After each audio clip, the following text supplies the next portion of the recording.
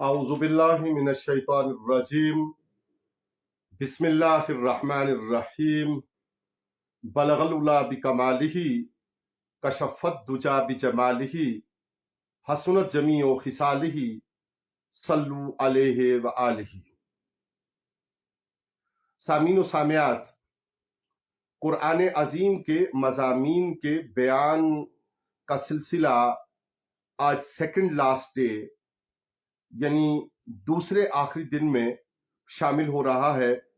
کل انشاءاللہ العزیز اس کا بیان کا آخری حصہ ممکن ہوگا، چونکہ کل انشاءاللہ اس نشست کے بعد حجاز مقدس کے لیے روانگی، اور جیسا کہ پہلے گزارش کی ہے کہ دوران قیام حجاز مقدس سلسلہ گفت و کلام قطعی طور پر سوشل میڈیا یا کسی بھی ذریعہ سے ممکن نہ رکھنے کا ارادہ اور نیت ہے، تاکہ ارتکاز توجہ کعبۃ اللہ اور روضہ رسول پاک صلی اللہ علیہ وآلہ وسلم پر رہ سکے۔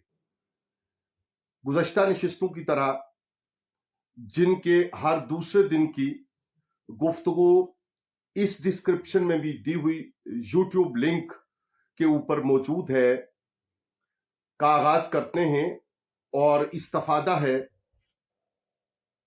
مرشد کریم مفکر اسلام مفسر قرآن شیخ الحدیث غوث زمان قطب دورہ حضرت علامہ پیر سید ریاض حسین شاہ جی مدظ اللہ العالی کے ترجمہ اور تفسیر تبصرہ سے، اور آج کی جو زیر غور آیت مبارکہ ہے اس کا ترجمہ سماعت فرمائیے کہ جب بھی انہیں مصیبت پڑے گی وہ پکار اٹھیں گے، ہم تو ہیں ہی اللہ کے لیے اور ہم نے یقیناً اسی کی طرف لوٹ کر جانا ہے۔ قرآن مجید کی یہ آیت صابرین کا نظریہ حیات بیان کرتی ہے کہ جب انہیں کوئی مصیبت پہنچتی ہے تو ان کا عرفان حق اس جملے کی صورت میں ان کی زبانوں سے عبیدہ ہونے لگ جاتا ہے کہ ہم اللہ کے لیے ہیں اور ہم نے اللہ ہی کی طرف لوٹ کر جانا ہے۔ نظریہ حیات کے لحاظ سے ادیان فقط دو قسم کے ہیں، ایک وہ جن میں اثبات حیات پایا جاتا ہے اور دوسرے وہ ہیں جن میں نفی حیات کی تعلیم دی جاتی ہے۔ ایک وہ ہیں جو زندگی سے گریز کرتے ہیں، دوسرے وہ ہیں جو زندگی کو خوش آمدید کہتے ہیں۔ یہ بھی کہا جا سکتا ہے بعض فنا پر زور دیتے ہیں اور بعض بقا پر زور دیتے ہیں۔ اسلام کے سوا ہر جگہ رہبانیت کی تعلیم ہے اور دنیا کو سنوارنا مطمع نظر نہیں، ترک دنیا مقصود ہوتا ہے۔ یہودیت میں اگرچہ ترک دنیا کی تعلیم نہیں، لیکن شرکیہ عقائد کی وہاں بھی بھرمار ہے۔ اسلام نے انسان کے فکر و عمل میں بہت سے انقلابات پیدا کیے ہیں۔ یہ آیت بتاتی ہے کہ انسان حالت سفر میں رہتا ہے، اس کی منزل رب ہے۔ موت ایک مرحلہ کے سوا کچھ نہیں۔ ابن عربی المنتہا کو بھی منزل نہیں سمجھتے، بلکہ وہ اس کا معنی اللہ کی شان جامعیت سے اقرب ہونا مراد لیتے ہیں۔ مولانا روم بھی منزل تو رب ہی کو سمجھتے ہیں، لیکن وہ ارتقاء کو لامتنا ہی تصور کرتے ہیں۔ مولانا کے مشہور اشعار ہیں: من غلام کہ او در ہر ربات، خویش را واصل نہ داند بر سماعت، بس رباتے کے ببایت ترک کرد تا بمکن در ردت یک روز مرد۔ ترجمہ: ایک اس کا غلام ہوں جو ہر مقام سکونت کو اپنی منزل وصل تصور نہیں کرتا، بلکہ اس کی بےتابی ہر مقام کو پیچھے چھوڑ دیتی ہے۔ پھر ایک وقت آ ہی جاتا ہے کہ عالم منتہا میں اسے مسکن میسر आ जाता है। इस बहस को शेख अकबर के इस जुमले पर मुख्ततिम करूंगा। तर्जमा, अल्लाह अपनी शान के मुताबिक तबकात हयात में नजूल भी फरमाए तब भी वो रब ही रहता है, और बंदा कितना ही उरूज कर ले वो अब्द मुअज्जम ही रहता है, खुदा नहीं होता। इन्ना लिल्लाह और इन्ना इलैहि राजिऊन में अकीदा भी है, आज़म भी है और इर्तिकाई अमल की तस्वीर भी है। मुराजियत और मौत दोनों में जमीन और आसमान का फर्क है। हुजूर अनवर सल्लल्लाहु अलैहि वसल्लम से मरवी है, जो मुसीबत के वक्त इन्ना लिल्लाह कहे तो अल्लाह ताला उसकी मुसीबत का तदारुक फरमा देता है, इसका अंजाम बेहतर बना देता है और उसे पसंदीदा और नेक नेमुल बदल अता फरमा देता है। उम्मे सलमा रज़ियल्लाहु अन्हा फरमाती हैं कि अबू सलमा रज़ियल्लाहु अन्हु ने बताया, रसूलुल्लाह सल्लल्लाहु अलैहि वसल्लम का फरमान है कि जिस मुसलमान को कोई मुसीबत पहुंचे और वो अल्लाह की तरफ उसे फेर दे और ये पढ़ ले इन्ना लिल्लाहि व इन्ना इलैहि राजिऊन। तर्जमा, ए अल्लाह तेरे इल्म में है मेरी मुसीबत, तो इसमें मुझे अजर अता फरमा और मुझे इसका इवज बेहतर अता फरमा, तो अल्लाह इस पर उसको अजर और इवज अता फरमा देता है। ये उम्मे सलमा ने रज़ियल्लाहु अन्हा ने जो अबू सलमा से रवायत की है हुजूर सल्लल्लाहु अलैहि वसल्लम का फरमान। उम्मे सलमा रज़ियल्लाहु अन्हा फरमाती हैं, जब अबू सलमा रज़ियल्लाहु अन्हा का वसाल हुआ तो मैंने ये दुआ पढ़ी थी, तो अल्लाह ने मुझे उनका बदल हुजूर सल्लल्लाहु अलैहि वसल्लम की सूरत में बहुत ही बेहतर अता फरमा दिया। अल्लामा फखरुद्दीन राजी लिखते हैं कि हुजूर अनवर सल्लल्लाहु अलैहि वसल्लम ने एक मर्तबा चिराग बुझाया और पढ़ा इन्ना लिल्लाहि व इन्ना इलैहि राजिऊन। आपसे अर्ज किया गया, या सैयदी या रसूल अल्लाह, क्या ये मुसीबत है? फरमाया, हाँ, मुसलमान को जो शय भी तकलीफ दे वही उसके लिए मुसीबत है। इसी तरह हजरत आयशा रज़ियल्लाहु अन्हा फरमाती हैं कि हुजूर सल्लल्लाहु अलैहि वसल्लम ने तस्मा टूटने और अंगूठे में कांटा चुभने पर भी इन्ना लिल्लाह पढ़ा था। हजरत इब्ने अब्बास रज़ियल्लाहु अन्हु फरमाते हैं कि मोमिन जब मामलात अल्लाह के सुपुर्द कर देता है और मुसीबत के वक्त इन्ना लिल्लाह पढ़ता है तो अल्लाह ताला इसके लिए 3 चीजें लिख देता है।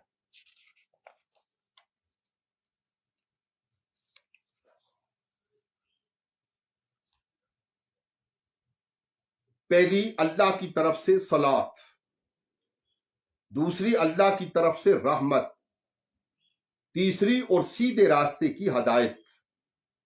हज़रत अब्दुल्ला बिन मसूद रज़ियल्लाहु अन्हु का कौल है कि आसमान से गिरना मेरे लिए ज्यादा पसंदीदा है इससे कि मैं अल्लाह के किसी फैसले पर कहूं काश ये ना होता। हज़रत अब्दुल्ला बिन उमर रज़ियल्लाहु अन्हुमा से रिवायत है कि 4 आदतें जिसमें जमा हो जाएं उसके लिए जन्नत में घर बनता है। पहली, सब कामों में अल्लाह से इल्तजा करे। दूसरी, मुसीबत के वक्त इन्ना लिल्लाह पढ़े। तीसरी, नेमत मिलने पर अल्हम्दुलिल्लाह कहे। चौथी, और जब कोई गुनाह हो जाए तो अस्तगफिरुल्लाह कहे। अगली आयत का तर्जमा समात फरमाइए, यही तो वो लोग हैं जिनकी उनके रब की तरफ से बार बार तारीफ होती है और इन्हें रहमत मिलती है, और यही वो लोग हैं जो रास्तगू हैं। बेशक सफा और मरवा अल्लाह की निशानियों में से हैं, तो जिसने हज किया, बैतुल्लाह का या उमरा किया, उसके लिए कोई गुनाह वाली बात नहीं है कि दोनों के दरमियान चक्कर काटे, और जिसने खुशी से नेकी की तो बेशक अल्लाह अजर देने वाला और खूब जानने वाला है। यकीन रखिए कि वो लोग जो हमारी नाजिल करदा रोशन दलीलों और वाज़ेह हदायत को छुपाते हैं, उसके बाद कि हमने लोगों के लिए इन्हें खूब वजाहत से किताब में बयान कर दिया है, ऐसे लोगों पर अल्लाह की लानत बरसती रहती है, और जो भी लानत करने वाले हैं वो इन पर लानत ही करते रहते हैं। तर्जमा आय बय्यना का और उसकी तफसीर। तर्जमा, यही तो वो लोग हैं जिनकी उनके रब की तरफ से बार बार तारीफ ہوتی ہے اور انہیں رحمت ملتی ہے، اور یہی وہ لوگ ہیں جو راست رو ہیں۔ قرآن مجید کا یہ خطبہ اللہ کے ایک فرمان سے شروع ہوا تھا کہ میں نے تم پر اپنی لعنت مکمل کرنے کی خاطر اور تمہیں ہدایت سے نوازنے، اپنی نعمت مکمل کرنے کی خاطر۔ دوبارہ قرآن مجید کا یہ خطبہ اللہ کے ایک فرمان سے شروع ہوا تھا کہ میں نے تم پر اپنی نعمت مکمل کرنے کی خاطر اور تمہیں ہدایت سے نوازنے کی خاطر تحریک اسلام کا مرکز بدل دیا اور کعبہ کو تمہاری آنکھوں کی ٹھنڈک اور روحوں کا سکون بنا دیا، لیکن تمہیں رسول معظم سے یہ آیتیں یکسوئی سے سننی ہوں گی اور ان سے تعلیم علم و حکمت لینی ہوگی۔ ہمادم ذکر میں محو رہنا ہوگا اور نعمتوں پر شکر کی روشن روش اختیار کرنی ہوگی۔ زندگی کے حقیقی سرچشموں سے فیضیاب ہونے کے لیے نماز اور صبر سے استعانت کرنی ہوگی۔ خوف، جو، مشکلات، نقصانات، مالوں اور جانوں کی قربانی کی راہ سے گزرنا ہوگا، اور زندگی کا مقصد اور دستور یہی رکھنا ہوگا کہ ہم اللہ کے لیے ہیں۔ اگر اس طرح کے صبر و استقامت کی زندگی تم نے بنا لی تو پھر تم یقین رکھو عنایات، تکریمات، اعزازات، مدح و ستائش کے انعامات تم پر اتریں گے، اور یہی میری ہدایت تم پر مکمل ہو جائے گی، اور رحمتوں کا ایک وسیع جہاں تمہیں سکون و اطمینان کے تحفوں سے نوازتا رہے گا۔ کیا کہنا ان لوگوں کا جو اللہ کی رضا کے پیچھے پیچھے چلتے چلتے پاؤں توڑ بیٹھے، لیکن زبان اور دل کو سرشار رکھا کہ میں نوکر کس دی، انا للہ و انا الیہ راجعون۔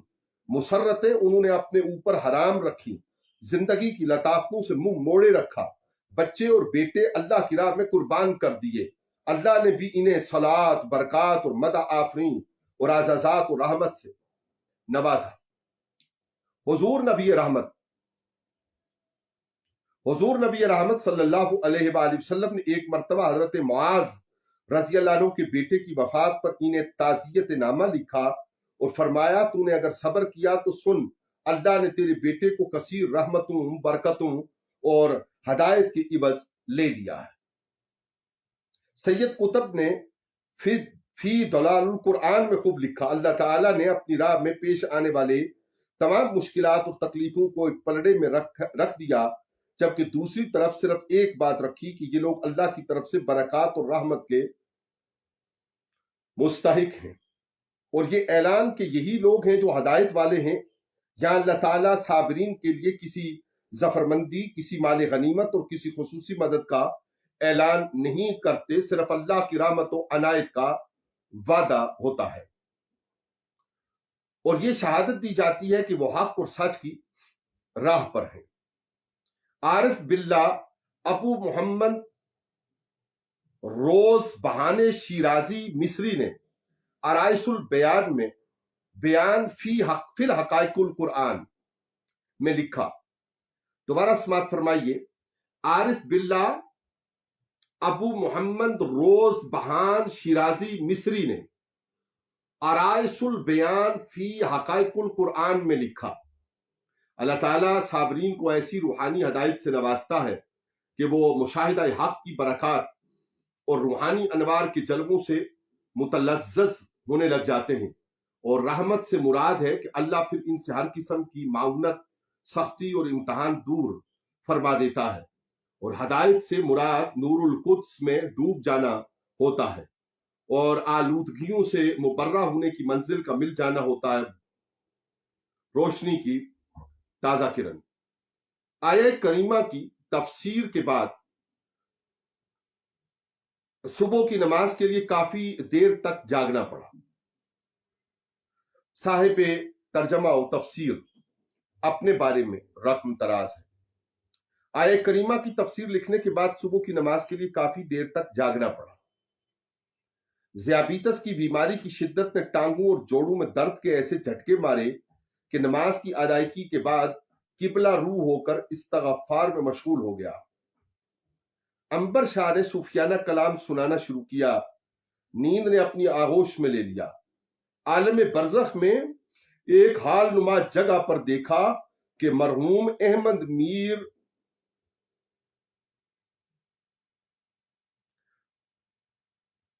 درس قرآن سننے کے لیے تشریف فرما ہے۔ हजरत आला को देखकर मैंने अर्ज की, हुजूर आप सब तो दुनिया से तशरीफ ले जा चुके हैं, मेरी खुशकिस्मती के कदम रंजा फरमाया। मेरा ख्याल होता है कि आप जिंदा कैसे नजर आ रहे हैं। फरमाया तुम्हारे दरसे कुरान की शोहरत सुनकर आए हैं। मैंने अर्ज की आपके गुलामों का क्या बना। आप फरमाने लगे कब्र में उतरने के बाद ही बैत वालों को अलग कर दिया जाता है। इनके इम्तिहान कड़े नहीं होते, आसान होते हैं। अल्लाह की तरफ से जब इन्हें मुशाहिदा हक, सलात और रहमतें मुयस्सर आती हैं तो इन्हें एक नूरानी वजूद मिल जाता है। वो तुराबी नहीं रहते, नूरी हो जाते हैं। तफसील गुलाम फरीद से पूछो। आप पहले छोटे होते हैं, फिर बड़े होते हैं, फिर अपने नूरी वजूद के साथ आसमान तक लंबे और तवील दिखाई देते हैं और समझाते हैं कि शाहजी कुरान कहता है तुम्हें इस जिंदगी का शऊर नहीं। कब्र की जिंदगी के बारे में गम न करो, जिक्र और कुरान से ताल्लुक मजबूत रखो। मैं सूफी अहमद से पूछता हूं तुम इस काफिले में कैसे पहुंचे। वो कहते हैं 3 कामों से पहुंचा हूं। एक, इस अकीदा पर जमा रहा जो आपने सिखाया। दूसरा, इस अमल पर मुस्तकीम रहा जो आपने तलकीन किया। तीसरा, इंसान दोस्ती के कामों में बढ़ चढ़ कर हिस्सा लिया। हजरत आला ने फरमाया जब तुम्हारी इस हिस्से की तफसीर मुकम्मल होगी हम फिर आएंगे, दर्स तैयार करना, हम सुनेंगे। मैं कहता हूं इंशाअल्लाह, और आंख खुल जाती है।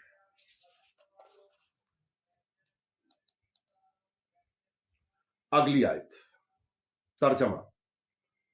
बेशक सफा और मरवा अल्लाह की निशानियों में से है, तो जिसने हज किया बैतुल्लाह का या उम्रा किया उसके लिए कोई गुनाह वाली बात नहीं है कि दोनों के दरमियान चक्कर काटे। और जिसने खुशी से नेकी की तो बेशक अल्लाह अजर देने वाला और खूब जानने वाला है।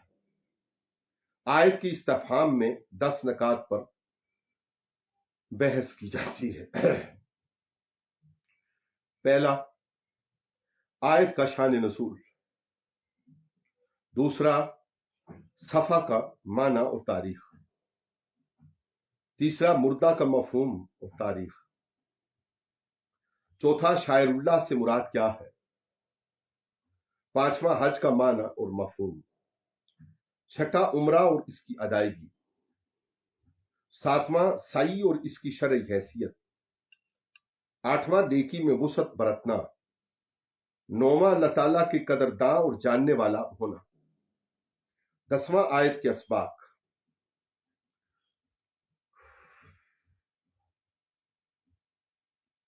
आयत का शान नज़ूल। ज़माने जाहिलियत में लोग मनासिक हज अदा करने के लिए मक्का आते थे। इब्राहिमी शार और मुशायर अगरचे मौजूद थे, लेकिन मुशरिकीन ने कुछ फालतू चीजें और आलूदगियां भी इन शायर में दाखिल कर दी थी। हुजूर सल्लल्लाहु अलैहि वसल्लम की आमद के बाद अहकाम व मरासम में खोटा खरा इलग इलग कर दिया गया। सफा व मरवा पर चूंकि जहालत के दौर में 2 बुत नस्ब थे, एक का नाम असाफ था और दूसरे का नाम नाइला था।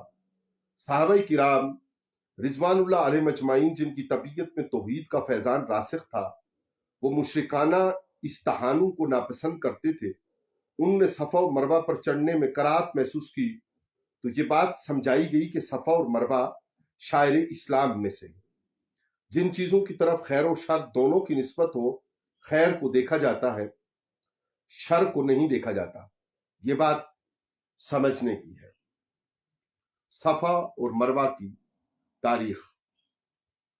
सफा और मरवा मक्का शहर की 2 छोटी छोटी पहाड़ियों के नाम हैं। बगवी ने लिखा कि सफा की जमा है, सफा सफात की जमा है। ये सख्त और चिकने पत्थर को कहते हैं। इसी किस्म के पत्थरों को हसा और नवात भी कहा जाता है। अमरोह का मतलब ऐसी पहाड़ी है जिसमें कदरे नरम पत्थर इस्तेमाल हुआ हो। मरवा की जमा मरवात है।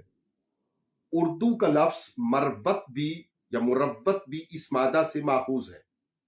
کمال انسانیت سے بھی اس لفظ کو سمجھایا گیا ہے۔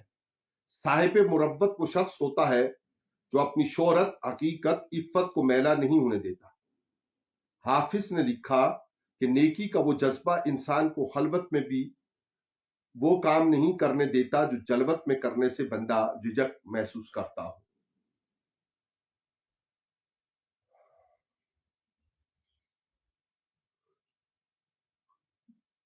صفا اور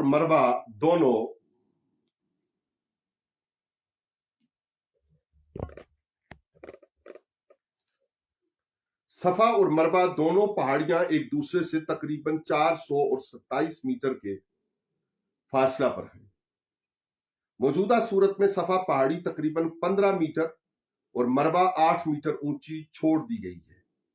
شیعہ مفسرین نے صفا سے نرمی کا معنی لیا ہے اور مروہ سے سختی اور مضبوطی کا معنی لیا ہے۔ معنوی کشائش، وسعت اور پھیلاؤ دراصل عربی زبان کی وسعت کی وجہ سے ہے۔ اسے استفاد سے تعبیر نہیں کرنا چاہیے بلکہ فصاحت اور بلاغت سے معبر سمجھنا چاہیے۔ ازرقی نے تاریخ مکہ میں ان پہاڑیوں کی طرح پہاڑیوں کے ناموں کو بھی قدیم الاصل جانا ہے۔ شاعر کی بحث۔ شاعر شاعرہ کی جمع ہے اور اس کی اصل شعر ہے۔ یہ لفظ باب کرم اور نثر دونوں سے استعمال ہوتا ہے۔ زیادہ تر معانی نثر سے آتے ہیں۔ زبیدی حنفی اور راغب اصفہانی نے اس کے 15 مصدری معنی کا ذکر کیا ہے۔ ابن منظور نے لکھا کہ حجم میں کسی چھوٹی چیز کو شعاریر کہا جاتا ہے۔ ککڑی اگر چھوٹی ہو تو اسے شارورہ کہہ دیتے ہیں۔ صفا اور مروہ کو ممکن ہے شاعر میں شامل کرنے کی مناسبت یہ ہو کہ وہ مکہ کے باقی پہاڑوں کی نسبت حجم میں چھوٹے ہیں۔ شعار ان پودوں کو بھی کہتے ہیں جنہیں کاٹ کر ان کا تیل نکالا جاتا ہے۔ کاٹنا اور پسنا بھی شعر کہلاتا ہے۔ بالوں کو شعر اسی لیے کہا جاتا ہے کہ وہ کاٹ دیے جاتے ہیں۔ ممکن ہے کہ شعر اور شعور دونوں کے متقارب ہونے کی وجہ سے موزوں کلام اور لطیف کلام کو شعر کہہ دیا جاتا ہے۔ صحرا میں وہ ٹیلے جن پر ریت کی کثرت ہو وہ بھی شاعر کہلاتے ہیں۔ شعر کو شعر اس لیے بھی کہتے ہیں کہ کلام سے فالتو حروف کاٹ دیے جاتے ہیں۔ گھنا جنگل جہاں درختوں کی کثرت زمین کو ڈھانپ لے وہ شاعر کہلاتی ہے۔ بالوں کی کثرت کے لیے بھی شعر کا مادہ استعمال ہوتا ہے۔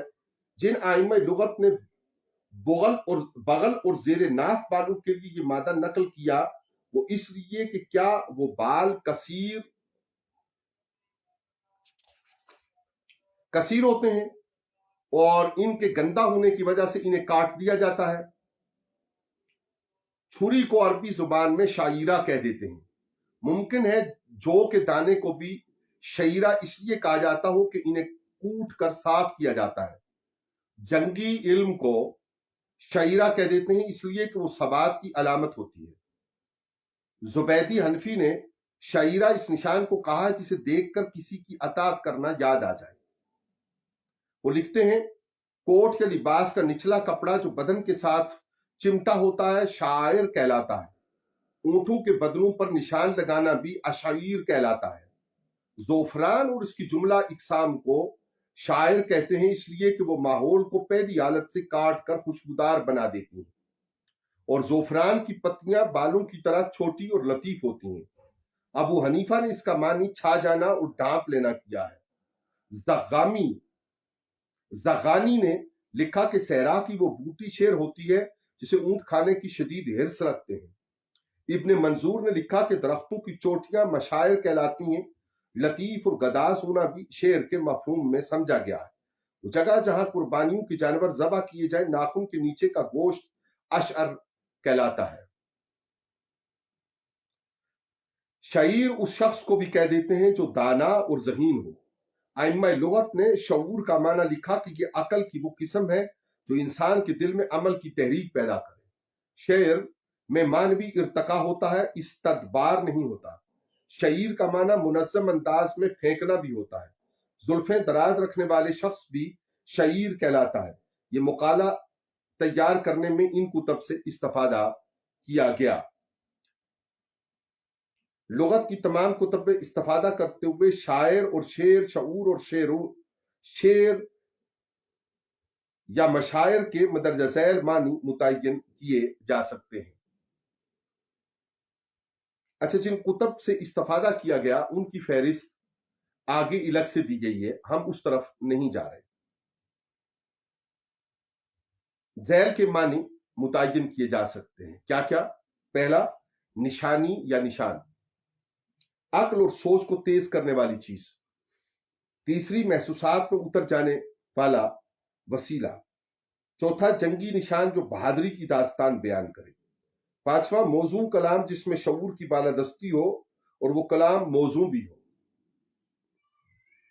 چھٹا، جو کے دانے۔ ساتواں، گھنے درخت۔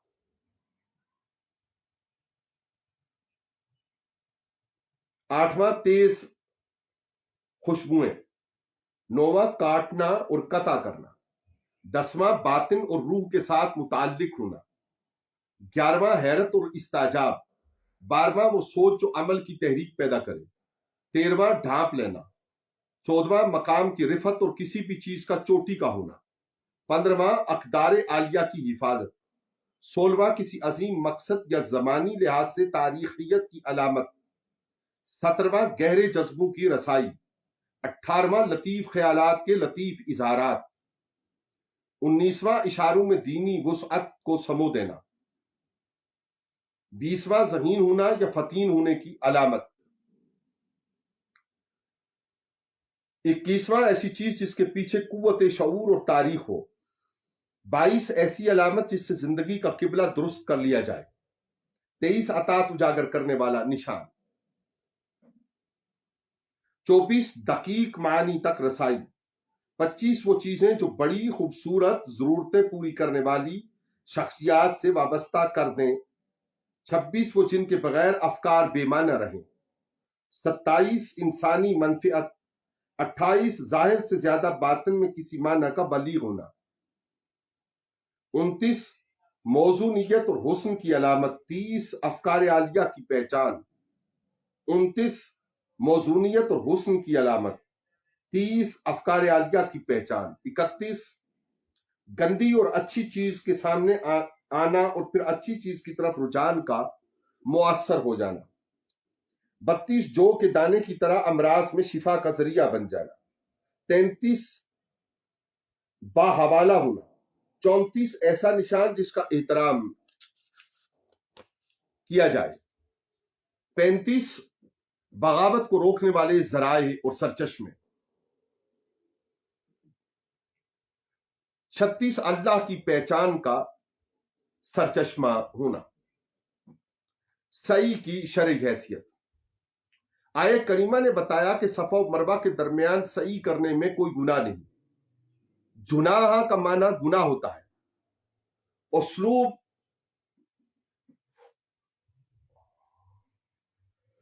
بے آیت کا اگرچہ تاریخی اور تفسیری وضاحت ہے کہ طبیعتوں میں شرک سے نکارت کی بنا پر صفا اور مروہ ہی کو چھوڑ دینا کوئی فضیلت والی بات نہیں۔ آیت میں ضمنی طور پر سعی کا فقہی حکم بھی معلوم کیا جا سکتا ہے۔ ابو حنیفہ کے نزدیک سعی واجب ہے، جبکہ باقی ائمہ فقہ کے نزدیک سعی فرض کا درجہ رکھتی ہے۔ فکری تازگی کا ایک جھونکا۔ صفا اور مروہ کے درمیان سعی کرنے والے کو یہ مقامات خود زبان حال سے پیغام دیتے ہیں کہ ہم پہاڑیاں ہیں لیکن حق رکھتی ہیں کہ خود کو قابل رشک جانیں۔ ہم حضور صلی اللہ علیہ وآلہ وسلم کی دعوات کی پہلی منزل ہیں۔ ہم شاعر اسی لیے ہیں کہ علم سے جیسے علم ملتا ہے ہم سے شعور ملتا ہے۔ ہمارا طواف کرنے والوں تمہارے دل اور شعور میں ہمہ دم یہ چیزیں رہنی چاہیے کہ ایک وقت ہمارے اوپر ہی حضور صلی اللہ علیہ وآلہ وسلم نے کھڑے ہو کر ہمیں اپنے ممبر ہونے کا اعزاز بخشا۔ اور حضور صلی اللہ علیہ وآلہ وسلم نے پہلی دعوت کے ہفت رنگ یہیں سے آغوش انسانیت کے کا سرمایہ بنائے۔ لا الہ الا اللہ کی آواز سب سے پہلے ہماری فضاؤں ہی نے اپنے وجود میں جذب کی۔ حج اور عمرہ کرنے والوں کے لیے ضروری ہے کہ وہ ہماری زیارت کریں اور لا الہ الا اللہ کا ورد کریں تاکہ توحید کی پہلی مکانی اور زمانی شہادتیں تازہ ہو جائیں۔ تتبع کا مفہوم، تتبع کا تفسیری اور لغوی مفہوم یہ ہے کہ کسی کی اطاعت قبول کر لی جائے اور احکام تسلیم کر لیے جائیں۔ تتبع میں تین باتیں شامل ہوتی ہیں: حکم اور نہی کا تصور منسوس ہو، دوسرا یہ کہ تعمیل اور اطاعت کامل ہو، اور تیسری یہ کہ خوشی اور مرضی بھی شامل ہو۔ یا حج اور عمروں کا فقہی وظیفہ پورا کرنے کے ساتھ ساتھ روحانی لحاظ سے خوشی، مسرت، حسن نیت اور کثرت کے مفہومات شامل ہیں۔ شاکر اور علیم ہونے کی صفات۔ شاکر کا معنی قدردان ہونا ہے اور علیم کا مفہوم بہت زیادہ اور لطیف علم رکھنا ہے۔ یہاں جمیع اطاعت کے جاننے اور ان کے قدردان ہونے کا معنی سمجھایا جا رہا ہے۔ علامہ راضی نے بھی تفسیر کبیر میں اسی کو اوفق الحقیقت قرار دیا ہے۔ ترجمہ اگلی آیت کا اور اس کے تفسیری کلمات۔ یقین رکھیے کہ وہ لوگ جو ہماری نازل کردہ روشن دلیلوں اور واضح ہدایات کو چھپاتے ہیں، اس کے بعد کہ ہم نے لوگوں کے لیے انہیں خوب وضاحت سے کتاب میں بیان کر دیا ہے، ایسے لوگوں پر اللہ کی لعنت برستی رہتی ہے، اور جو بھی لعنت کرنے والے ہیں وہ ان پر لعنت ہی کرتے رہتے ہیں۔ آیت کا شان نزول۔ حضرت ابن عباس رضی اللہ عنہما ارشاد فرماتے ہیں کہ مسلمانوں میں چند لوگ، جن میں حضرت معاذ بن جبل، سعد بن معاذ اور خارجہ بن زید رضی اللہ عنہم بھی شامل تھے، علماء یہود سے تورات کی چند باتوں سے متعلق استفسار کیا۔ سوال کا تعلق حضور صلی اللہ علیہ وآلہ وسلم سے تھا۔ یہود نے حقیقت پر پردہ ڈال دیا اور وضاحت سے گریزہ ہوئے، اس پر یہ آیت نازل ہوئی۔ آیت کا مفہوم۔ یہود کو بخوبی معلوم تھا کہ حضور صلی اللہ علیہ وآلہ وسلم کی رسالت برحق ہے، اور یہ بھی جانتے تھے کہ آپ جن احکام کی تبلیغ کرتے ہیں وہ بھی برحق ہیں، لیکن جاہلی تعصبات سے وہ احکامات کو بھی چھپاتے اور حضور صلی اللہ علیہ وآلہ وسلم کی نعتیں اور صفتیں بھی بیان کرنے سے گریز کرتے۔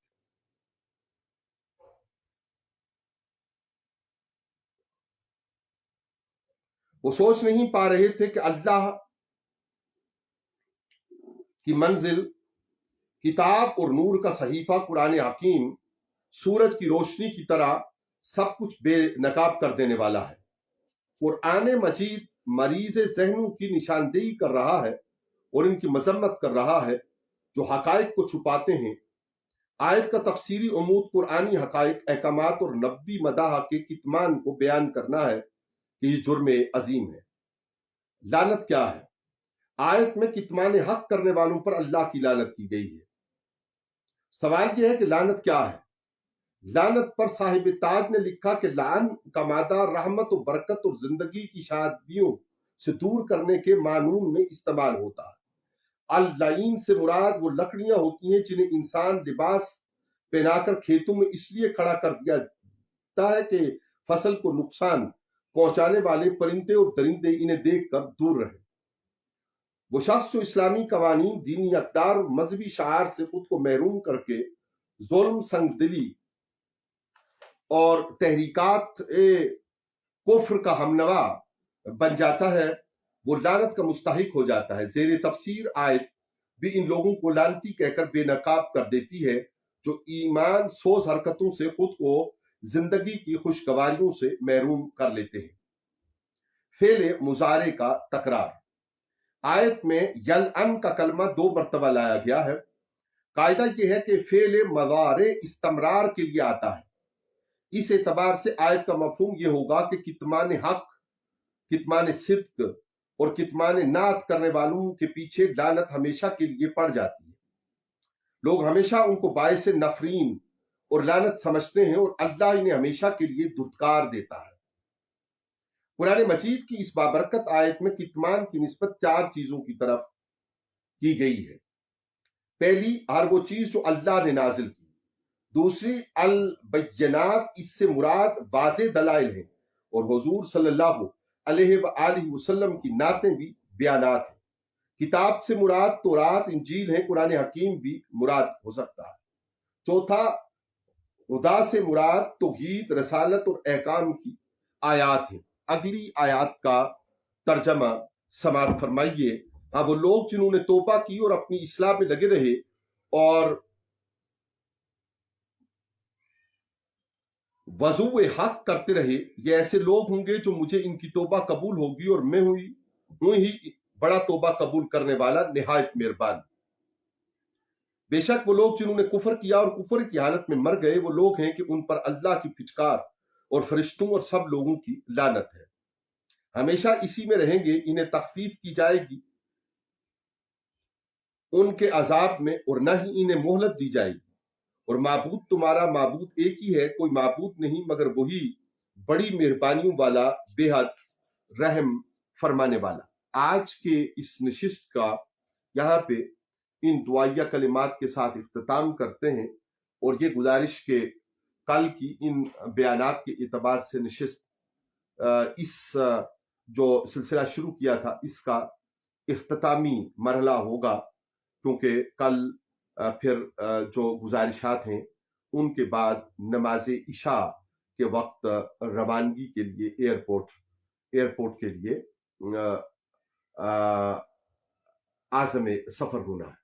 अल्लाह रब्बुल आलमीन के हुजूर दुआ कि मालिक करम अपने फजल एहसान के साथ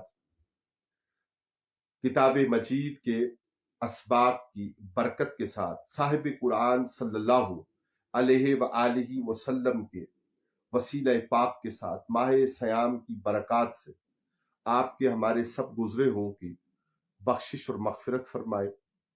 आपके हमारे सारे मरीजों की को सेहतयाबी से सरफराज फरमाए और हम सब की जो नेक तमन्नाएं हैं, दुआएं हैं, ख्वाहिशात हैं, उनकी तकमील के असबाब और ज़राए अता फरमाए। बात रहती है।